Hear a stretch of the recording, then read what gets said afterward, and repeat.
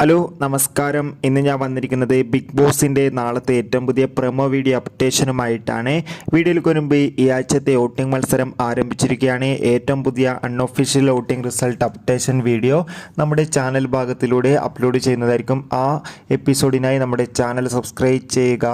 ഷത്തറായിൽ 8 മത്സരാർത്ഥികളാണ് ഈ ആഴ്ച വോട്ടിങ്ങിലുള്ളത്. അതോടുകൂടി ഇപ്പോൾ ബിഗ് ബോസിൻ്റെ നാളത്തെ പ്രൊമോ വീഡിയോ പുറത്തു വന്നിരിക്കുകയാണ്.